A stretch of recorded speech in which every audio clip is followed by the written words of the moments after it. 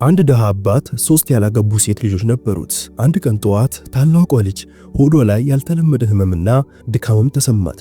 አባትየዋ ጉዳዩ ቀላል ህመም እንደሆነ ገምቶ ወደ ሐኪም ቤትም ወሰዳት። ሐኪሙ ፈጣን ምርመራ ካደረገ በኋላ እንግዳ በሆነ መልኩ አየውና ልጅህ ጸንሳለችም አለው። ዜናው በአባቱ ልብ ውስጥ እንደመብረቅ ወደቀ፣ ፊቱም ቀዘቀዘ። ልጅቷ ግን የተባለውን ነገር አልተረዳችም። ወደ ቤት በሚወስደው መንገድ ላይ የአባት እንባ ከመራመዱ በቀር ምንም ቃል አልተነፈሰም። ቤቱ እንደደረሰ ከልጁ ጋር ተቀመጠ እና በስሜት ተውጦ በተቆራረጠ ድምፅ ይህንን ያደረሰብሽ ማን ነው አላት። እባክህ አባቴ ምንም አላደረኩም። ይህ እንዴት እንደሆነ እንኳን አላውቅም። ከማንም ጋር አልተቀላቀልኩም። በህይወቴ ማንንም አላናገርኩም አለች። እባክህ በእርግጠኝነት ይህ ልጅ እንዴት ወደ ሆዴ እንደገባም አላውቅም አለች። ቁጣው አባቱን አሳወረው። እጁን አነሳና በጥፊ መታት። ትከሻዋ እስኪሰነጠቅና አይኖቿ በእንባ እስኪያብጥ ድረስ በጣም መታት። እየተንቀጠቀጠችም እባክህ እኔ ምንም አላደረኩም፣ ፈጣሪን እፈራለሁ፣ ኃጢአት አልሰራም እያለች ደጋግማ ትናገርም ነበር። ቀኖችም አለፉ። ሆዷም በአይኖቿ ፊት እያደገ ሄደ። በጨመረ ቁጥር በአባቷ ልብ ውስጥ ያለው ሐዘን እየጨመረ መጣ። ጥርጣሬውም በአእምሮ ላይ እየተቆጣጠረ መጣ። ልጁን ውሸታም አድርጎ አላያትም ነበር፣ ግን ደግሞ ማብራሪያውም መልስ አላገኘም። ከቀናት መብዛት ጋር ነገሮች እየከበዱ ሄዱ። ታላቋ ልጅ አብዛኛውን ጊዜዋን በዝምታ ታሳልፍ ነበር። አይኖቿ በሐዘን ተሞልተው ሰውነቷ ከዕለት ወደ ዕለት እያደገ ካለው ሆዷ ጋር አብሮ እየደከመ ሄደ። አባትየዋ በልጇ ላይ ባለው ጥርጣሬና ንጹሃን በማመን መካከል ሊቋቋም በማይችለው ውስጣዊ ትግል ውስጥ ይኖራል። በአንድ ጸጥታ የሰፈነበት ምሽት ሁለተኛዋ ሴት ልጅ ምግብ ለማዘጋጀት ስትዘጋጅ በድንገት ማዞር ተሰማትና ራሷንም ሳተች። ታናሽ እህትም ወደ አባቷ ሮጠች። እሱም በጭንቀት ወደዚያ ሐኪም ቤት ወሰዳት። ሐኪሙ አጭር ምርመራ ካደረገ በኋላ በዚያ ከባድ መልክ ተመለከተውና ያንኑ ቀላል ነገር ተናገረ። ይህችም ልጅ ጸንሳለች አለው። ቃላቱ በአባቱ ጉሮሮ ላይም ቀዘቀዘ። መመለስ አቃተው። ዝም ብሎ ሐኪሙን ተመለከተ። ጊዜው የቆመ ይመስል በመጣበት እግር ወደ ቤቱ ተመለሰ። ሁለተኛውን ልጁን ከፊቱ አስቀምጦ በድካም ድምፅ ንገሪኝ፣ ይህ ቅዠት ነው፣ ይህን ያደረሰብሽ ማን ነው አላት። ልጅቷ እንባዋን አፈሰሰችና እባክህ አባቴ ምንም አልነካኝም፣ ይህ እንዴት እንደሆነ እንኳን አላውቅም፣ በፍጹም ከወንድ ጋር አልተነጋገርንም፣ ይህ ልጅ እንዴት ወደ ሆዴ እንደገባም አላውቅም አለች። አባትየው ራሱን በእጆቹ መካከል ደፍቶ መሬቱን በእጁ መምታት ጀመረና በልጆቼ ላይ ምን እየደረሰ ነው አለ። ይህ ህልም ነው እያለ ደጋግሞ ተናገረ። ሌሎች ቀናትም አለፉ። ቤቱም በጭንቀት በፍርሃትና በእንባ ተሸፈነ። ሶስተኛው መዓት እስኪመጣ ድረስ ታናሿ ልጅ ተመሳሳይ ምልክቶች ማጉረምረምም ጀመረች። አባትየው ሊገልጽ የማይችል መንቀጥቀጥም ያዘው። ልቡ በፍርሃት እየተንቀጠቀጠ ራሱ ወደ ሐኪም ወሰዳት። የመጨረሻው ዜናም መጣ። ታናሽ ልጅህም ጸንሳለች የሚልም ነበር። ለአባት የሚጮህበት ድምፅ አልነበረው። ራሱም በእጆቹ መካከል ደፍቶ እንደ ሕፃንም አለቀሰ። ለቅሶ ከድክመት የመነጨ አልነበረም። ይልቁንም ሊቋቋሙ የማይችል ስቃይና አእምሮውን ከሚያደፈርስ ምስጢር የመነጨ ነበር። በእንባዎቹ መካከል ይህንን በልጆቼ ላይ ያደረሰው ማን ነው? ሳላውቅ የቤትን ክብር የጣሰው ማን ነው? ተፈተነናል ወይስ ሳናውቅ የሚጫወትብን ሰው አለ ይልም ነበር። መልስ አላገኘም። ነፍሱን የሚበሉት ጥያቄዎች ብቻ ነበሩ። አባትየው በሐዘንና በህመም ከሚያንቀጠቅጡ ይልቅ በእጃቸው እየተንቀጠቀጡም ተቀመጡ። 3 ሴት ልጆች፣ 3 የሚያብጡ ሆዶችና 3 ሊገለጹ የማይችል ምስጢሮች። ሐሳቡ አስደከመው። አቅመቢስነቱ ልቡን አቃጠለው። ተነስቶ ወደ መንደሩ ዳኛ ከመሄድ ሌላ አማራጭም አልነበረውም። ዳኛው የተረጋጋ መልክ ያለው የማይሳሳት ግርማ ሞገስ የነበረ ሽማግሌም ነበር። በእፍረት በሩን አንኳኳ። እሱ በገባ ጊዜም እባክህ ሽማግሌ ሆይ መጀመሪያም መጨረሻውም የሌለው መከራ ላይ ነኝ። 3ቱም ልጆቼ ክብራቸውን ሳይነኩ ወይም ከኔ ጋር ካልሆነ ከቤት ሳይወጡ ጸንሰዋል። በእርግጠኝነት በፍርሃትና በኀፍረት እንጂ ምንም አላስተማርኳቸውም አለ። ዳኛው ቀስ ብሎ ራሳቸውን አነሱና ለረጅም ጊዜ ተመለከቱት። ከዚያም ዳኛው 3ቱም ነው እንዲህ አለው። አባትየውም ራሱን ነቀነቀ። እንባውን ነጭ ጪሙን አረሰ። አንዷም እርግዝናውን ከየት እንዳመጣ አታውቅም፣ ሁሉም በፈጣሪ ስም ብለዋል አለ። እንባቸውም እስኪደርቅ ድረስ አለቀሱ። ግን እኔ አምኛቸዋለሁ፣ ግን መረዳት አልችልም። ዳኛው ለአፍታ ዝም አለ። ከዚያም በጥልቅ ቃና ይህ ትልቅ ጉዳይ ነው፣ አንተና እነሱ እንደምትሉት እውነት ከሆነ ይህ የሰው ሥራ አይደለም አለ። ወደዚህ መንደር ከመጣ ጀምሮ ምን እንደተፈጠረ ንገረኝ። ከዛም አባትየው ዓለም ከበዳቸውና መከራ ሲነሳባቸው ምን እንደተፈጠረለት ለዳኛው መናገር ጀመረ። ባለቤቱ ከሞተች በኋላ 3 ልጆቹን የማሳደግ ኃላፊነት በሱ ላይ ወደቀ።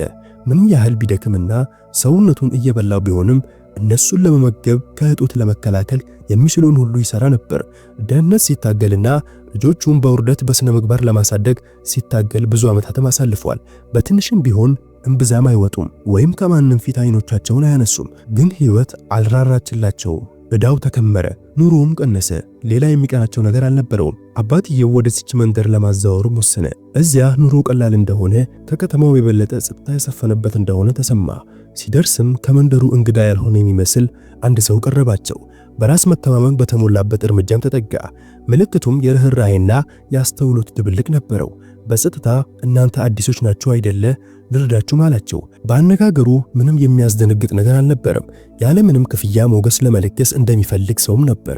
ሻንጣቸውን ወደ መንደሩ ዳር ወደሚገኝ አንድ አሮጌ ቤት እንዲያመጡ ረዳቸው። አባትየው አስቀድሞ ተከራይቶት ነበር።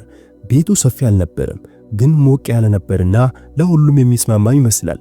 በዛች ሌሊት አባትየው ከአንዲት የዘይት መብራት ዙሪያ ከሴቱ ልጆች ጋር ተቀምጦ አዲስ ተስፋን ለመዝራትና የሚመጡት ቀናት የተሻሉ እንደሚሆኑ ለማረጋጋት ሞከረ።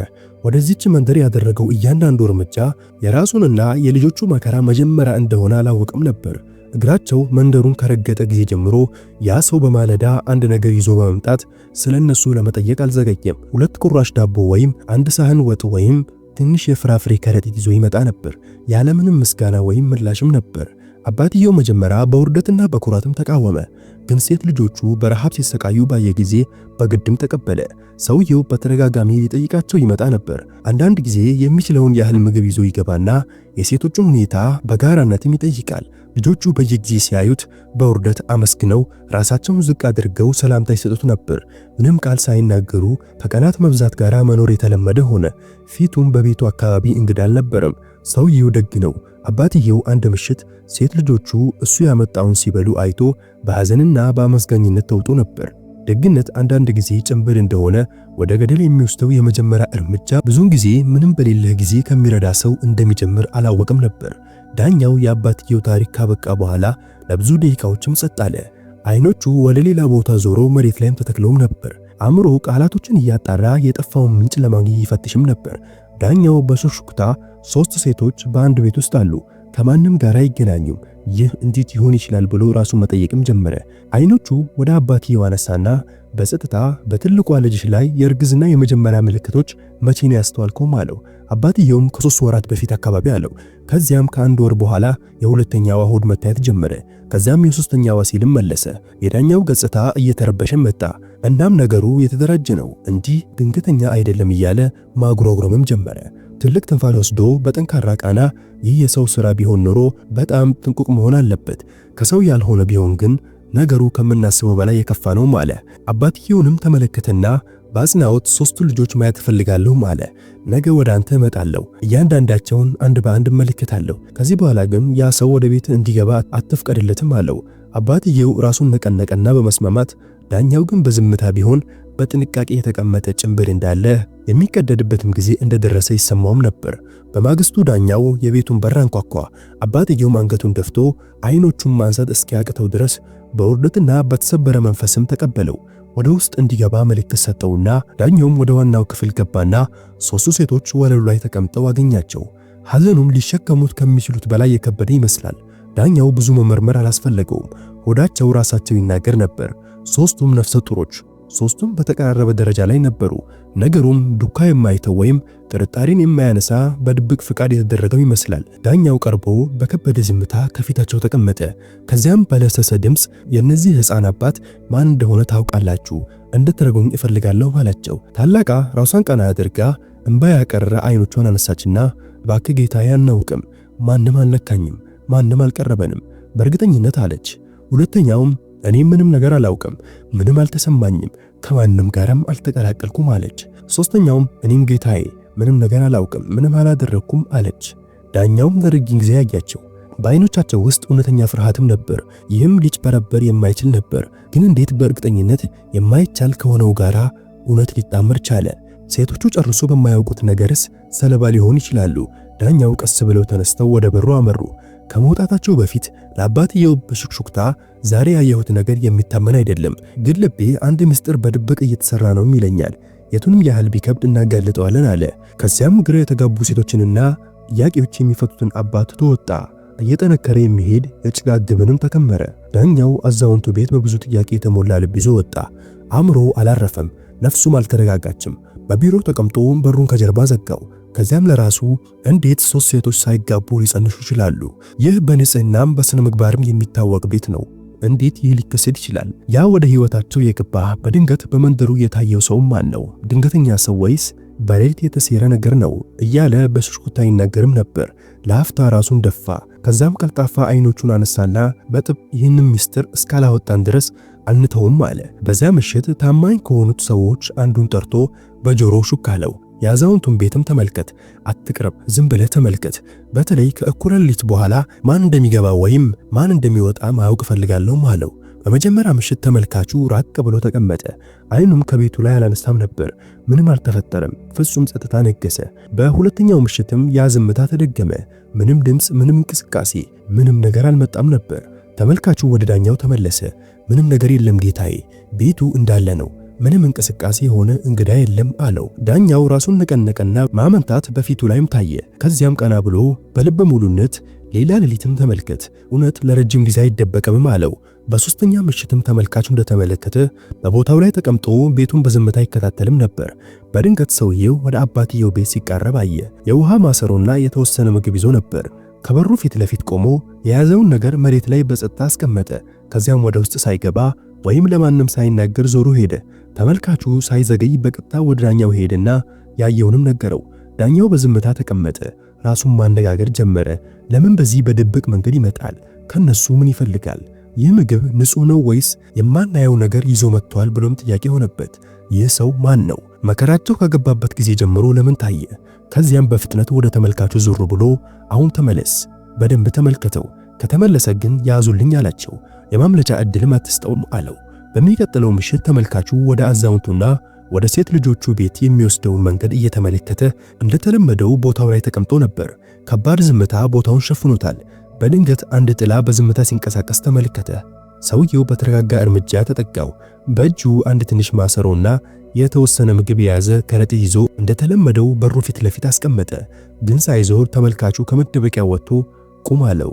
ሰውየው ቁመና በዝግታም ዞር ብሎ ምንም ስህተት አልሰራሁም፣ ዝም ብዬ ነው የምረዳቸው አለው። ተመልካቹም በኃይል ያዘውና ሳይቃወም ወደ ዳኛው ወሰደው። ሰውየውም በዳኛው ፊት በገመድ ታስሮ ተቀመጠ።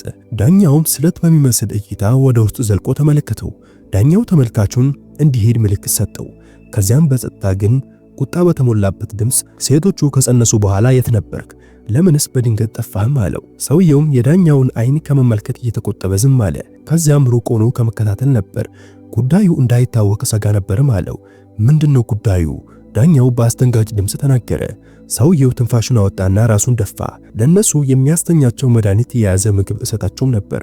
አባትየውም ሆኖ ሴቶች በጥልቅ እንዲተኙ ያደርጋቸዋል። ለነሱ መድኃኒት የያዘ ምግብ እሰጣቸው ነበር። አባትየውም ሆነ 3ቱ ሴቶች በጥልቅ እንዲተኙ ያደርጋቸዋለሁ። ከዛም ይቅር የማይባል ነገር ለማድረግ ያን ጊዜ እጠቀም ነበር አለ። ዳኛው በሰማው ነገር ከመደናገጡ የተነሳ እጁ ጠረጴዛ ላይ ተንቀጠቀጠችና ምን እያልክ እንደሆነ ታውቃለህ? ምን እየፈጸምክ ነው ታውቃለህ? ሲልም ጮኸበት። ሰውየው አይኖቹን ጨፈነና መዋረድ ይታይበትም ጀመር። ማንም እንደማያጋልጠኝ አስቤ ነበር፣ ደካማ እንደሆኑና ማንም እንደማይከላከልላቸው አስቤ ነበር አለ። የሞት ዝምታም ጸና። ከዚያም የዳኛው እንባ በተደበቀ ቁጣ ፈሰሰ። ልብህ ሞቷል፣ ህሊናህም አልቋል። አቅመ ደካሞችና ንጹህ በሆኑ ልቦች ላይ አስከፊ ድርጊትን ፈጽመሃልም አለው። በምክር ቤት ውስጥ የዳኛው እንባና የታሰረ ሰውዬ ሹክታ ብቻ ነበር የሚሰማው። እናም ትዕይንቱ በሁሉም ፊት እውነት ለመግለጥ እየተዘጋጀ ነበር። በማግስቱ ጠዋት ዳኛው የመንደሩ ሰዎች በሙሉ ዋና በአደባባይ እንዲሰበሰቡ ማዘዘ። ምስኪኑ አባትና 3 ሴት ልጆች ፊታቸው በፈዘዘና ልባቸው እየተንቀጠቀጠ የሚጠብቃቸውን ሳያውቁ ወጡ። ዳኛው ከፍ ባለ መድረክ ላይ ቆሞ ወንጀለኛውን በሰንሰለት ታስሮ በጠባቂዎችም ተከቧል።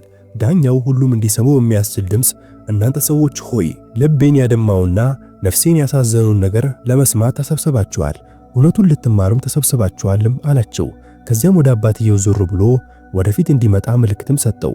ከዚያም በእንባ በተሞላ አይን ተመለከተውና አንተና ሴት ልጆችህ ንጹህ ናችሁ፣ ያን አስከፊ ድርጊት የፈጸመው እናንተን ከሚረዳችሁ ሰው ነው አለው። በልግስናና በደግነት የተጫወተ ሰው ነው። ከዚያም ዳኛው ሰውየው አባትየውንና ሴት ልጆቹም በመርዝ ምግብ አማካኝነት በማደንዘዝ ከዚያም እነሱ ሳያውቁ እንደሚያስገድዳቸው ለሁሉም ተናገረ። ሁሉም ደነገጡ፣ ዝምታውም ነገሰ። ከዚያም የለቅሶና መደናቀጥ ድምጾች ከሰዎች አፍ መፈንዳትም ጀመሩ። አባትየው ተንበረከከና ነፍሱ የተነጠቀች ያህል አለቀሰና እንዴት አልተሰማኝም? ሴት ልጆቼም እንዴት አልጠብቅም ሲልም ጮኸ። ሦስቱ ሴት ልጆች ግን ፊታቸው በእንባ ተሸፍኗል። ልባቸውም በሁሉም ፊት የተሰበረ ይመስላል። ዳኛው ንግግሩን ቀጠለ። እንባውም አይኑ ላይ ተሞልቶ በእርግጠኝነት አልተበደላችሁም፣ አልረከሳችሁም። ምንም በደል ቢፈጽሙባችሁም ይህ ሰው ብቻ ወንጀለኛ ነው፣ እሱም ተጠያቂ ይሆናልም አላቸው። ከዚያም ዳኛው የታተመ ሰነድ አነሳና በእኔና በመንደሩ ሰዎች ስም በሁሉም ፊት ነፃነትን እናውጃለን።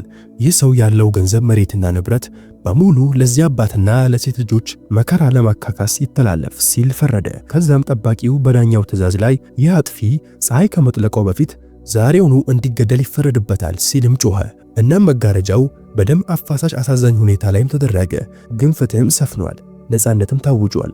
ቁስሉ ቢያገግምም ከወራት መብዛትና የመንደሩ ሰዎችና ዳኛው አባትየውንና ሴት ልጆቹን በደረሰው ነገር እንዲያልፍና የህይወት ሙቀት እንዲመለስ በመሞከራቸው የቁስል ምልክቶች እየቀነሱና ፈገግታዎች ወደሚያለቅሱ ፊቶች መመለስ ጀመሩ። እውነት ከታየች በኋላ አስቸጋሪ ሁኔታ ውስጥ ቢሆን በፈጣሪ ቸርነት ከጨለማ ወደ ብርሃንም ተመለሰ። የሰማይን ፍርድ ምንም ባልጠበቀ ጊዜም ተገለጠ። ፈጣሪ ተበዳዮችን ፈጽሞ አይተዋቸውም። ከጥቂት ጊዜ በኋላ ቢሆን እንኳን ግን ይህ ሁሉ እርዳታ በሚመስል ሰው እንደሚደረግ ትጠብቃላችሁ? ይህ የሚያሳዝን እውነት ነው። እንግዳውን በደንብ ካላወቅነው ደግ ቢመስልም ማመን አንችልም። በመጨረሻም ቪዲዮን ላይክ ማድረግና ሁሉም ጊዜ አዲስ ነገር ለማየት ቻናሉን ሰብስክራይብ ማድረግ እንዳትረሱ። በሌላ ቪዲዮ እስከማገኛችሁ አሰላሙ አለይኩም ወራህመቱላሂ ወበረካቱሁ።